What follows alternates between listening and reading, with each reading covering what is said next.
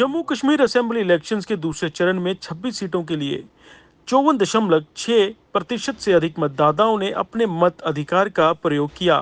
अधिकारियों ने बताया कि मतदान शांतिपूर्ण रहा।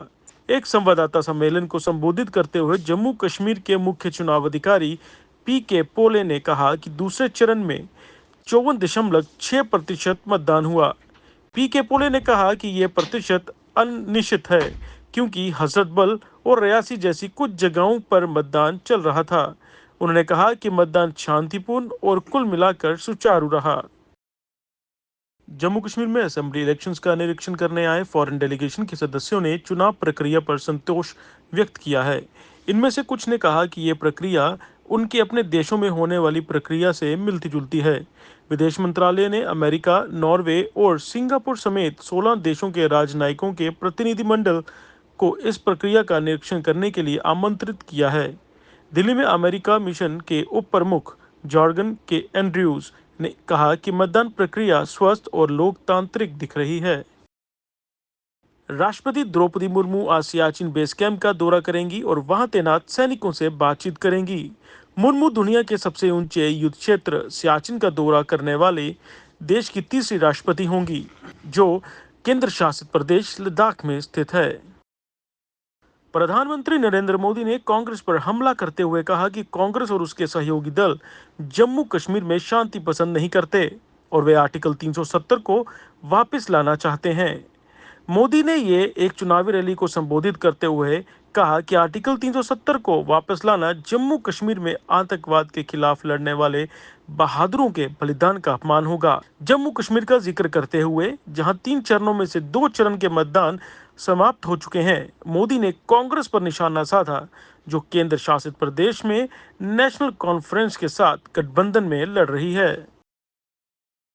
Chief election commissioner Rajiv Kumar ने जम्मू कश्मीर में चल रहे असेंबली इलेक्शंस को इतिहास बनने वाला बताते हुए कहा कि लोग उन जगहों पर मतदान केंद्रों के बाहर लंबी कतारों में खड़े हैं जहां कभी लोकतांत्रिक प्रक्रिया का बहिष्कार करने का आह्वान किया जाता था।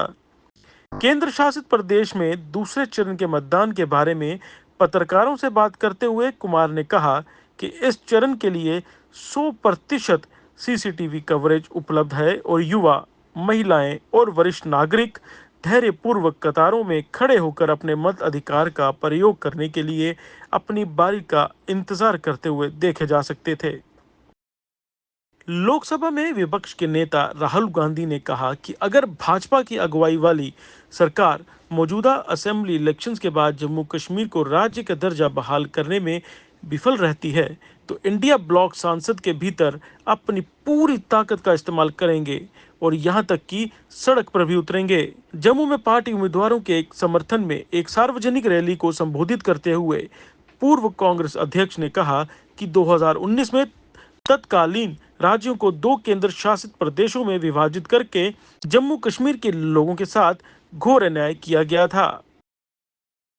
पीपल्स डेमोक्रेटिक पार्टी के डिस्ट्रिक्ट प्रेसिडेंट दीपेंद्र सिंह रोमी और कई अन्य लोग जम्मू में भाजपा में शामिल हुए।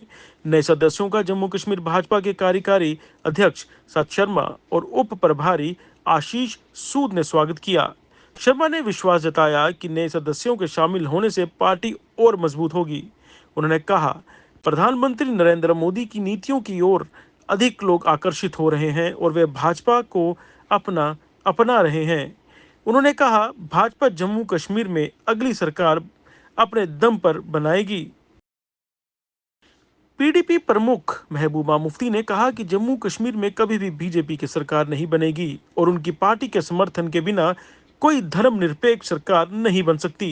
उन्होंने बीजेपी को सत्ता से बाहर रखने के लिए जम्मू कश्मीर में किसी भी धर्मनिरपेक्ष सरकार के गठन का समर्थन करने की इच्छा जताई। महबूबा मुफ्ती जम्मू के आरएसपुरा में एक चुनावी रैली में पत्रकारों से बात कर रही थी। जम्मू कश्मीर सरकार के होम डिपार्टमेंट ने एसएसपी हेडक्वार्टर सीआईडी शोभित सक्सेना को ट्रांसफर कर दिया है और उन्हें एसएसपी कठुआ के पद पर तैनात किया है। वहीं एसएसपी कठुआ दीपिका को जम्मू कश्मीर पुलिस विभाग ने आगे की नियुक्ति का इंतजार करने के लिए कहा गया है। वरिष्ठ भाजपा नेता और जम्मू कश्मीर के चुनाव अभियान प्रभारी राम माधव ने कहा कि जम्मू कश्मीर में लोकतंत्र के विकास के लिए अब्दुल्ला, मुफ्ती और गांधी परिवारों को जम्मू कश्मीर की राजनीति से बाहर करना जरूरी है। गुरेज के बत्रा गांव में पार्टी के उम्मीदवार फकीर मोहम्मद खान के समर्थन में एक जनसभा को संबोधित करते हुए राम माधव ने ये बात कही।